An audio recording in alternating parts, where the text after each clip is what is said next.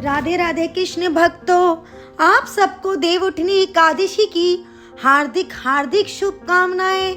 आइए आज हम देवउठनी एकादशी का वर्णन करते हैं, जिसको सिर्फ सुनने मात्र से साक्षात श्री हरि हमारे बाके बिहारी अपने भक्तों का हाथ पकड़ कर चलते हैं। एक बार प्रेम से बोलो, श्री वृंदावन बिहारी लाल की हो। देवउठनी एकादशी का व्रत काफी महत्वपूर्ण और फलदायक माना जाता है। हर साल कार्तिक मास के शुक्ल पक्ष तिथि पर देवउठनी एकादशी का व्रत रखा जाता है। मान्यता है कि इस दिन भगवान श्री हरि विष्णु अपनी योग निद्रा से जाग जाते हैं। इस साल देवउठनी एकादशी 23 नवंबर के दिन मनाई जाएगी और इसी दिन एकादशी का व्रत रखा जाएगा। वहीं एकादशी का व्रत बिना कथा का पाठ किए अधूरा माना जाता है।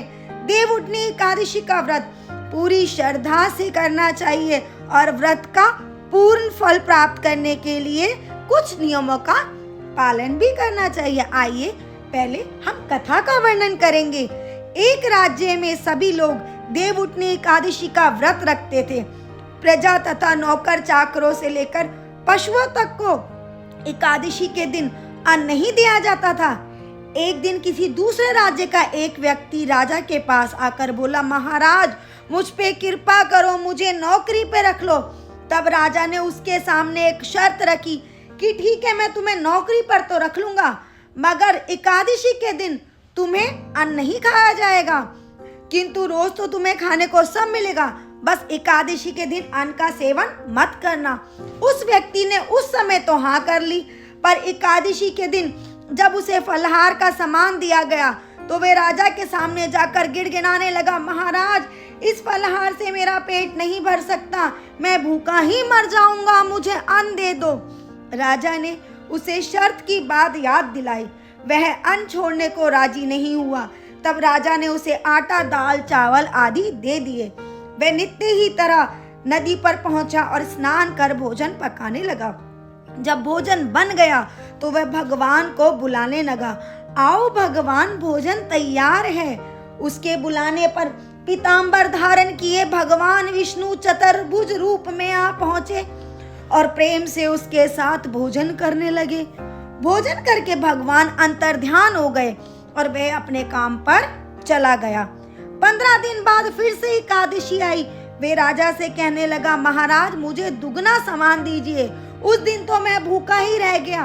राजा ने कारण पूछा तो उसने बताया कि हमारे साथ तो भगवान भी भोजन करते हैं, वो स्वयं भोजन करने आते हैं, इसलिए उस दिन मैं भूखा रहा, इसलिए हम दोनों के लिए ये सामान पूरा नहीं होता।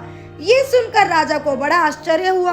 वह बोला, मैं मान ही नहीं सकता कि भगवान तुम्हारे साथ भोजन करने आते हैं। मैं तो कितने वर्षों से व्रत रखता हूँ, पूजा करता हूँ, पर भगवान ने मुझे कभी दर्शन नहीं दिए।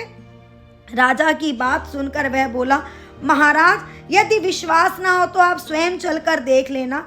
राजा एक पेड़ के पीछे बैठ गया। उस व्यक्ति ने भोजन बनाया तथा भगवान को शाम तक पुकारता रहा, परंतु भगवान ना आए। अंत में उसने कहा, हे भगवान यदि आप नहीं आए तो आज मैं इसी नदी में कूदकर अपने प्राण त्याग दूंगा। भगवान नहीं आए। तब वह प्राण त्यागने के लिए जैसे ही नदी की ओर बढ़ा तो प्राण त्यागने का उसका दृढ़ इरादा देखकर शीघ्र ही श्री हरि विष्णु ने आकर उसे रोक लिया और साथ बैठकर उसके साथ भोजन करने लगे। खा पी कर वे उसने अपने विमान में बिठाकर अपने धाम ले गए। ये देख राजा ने सोचा कि व्रत उपवास से तब तक कोई फायदा नहीं होता जब तक आपका मन शुद्ध ना हो। इससे राजा को ज्ञान मिला। वह भी मन से व्रत उपवास करने लगा और अंत में स्वर्ग को प्राप्त हुआ। अर्थात जो भी व्यक्ति शुद्ध मन से सरलता के साथ व्रत रखता है और सरल भाव वाला होता है, उसी को श्री हरि के दर्शनों का आनंद प्राप्त होता है। भक्तों, देवउठनी एकादशी का व्रत करने से सभी संकट, सभी पापों से मुक्ति मिल जाती है।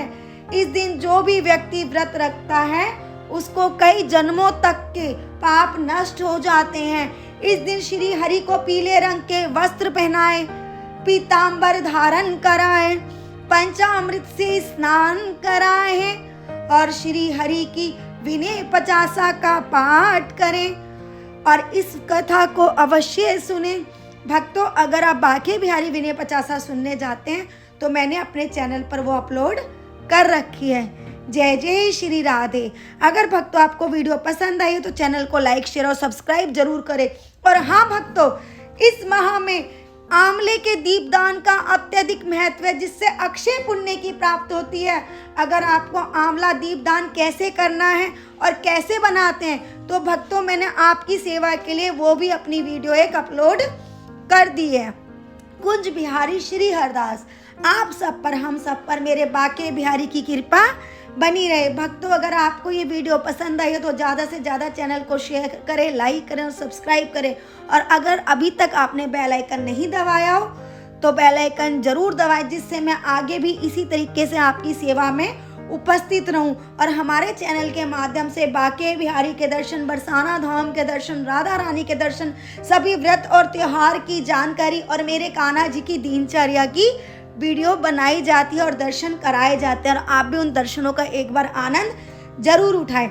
आइए श्री हरि का जयकारा लगाते हुए हम अपनी पूजा को संपूर्ण करते हैं। श्रीमन नारायण नारायण हरि हरि हरि ओम नमो नारायण हरि ओम नमो नारायण हरि ओम नमो नारायण हरि ओम नमो नारायण श्रीमन नारायण नारायण हरि हरि।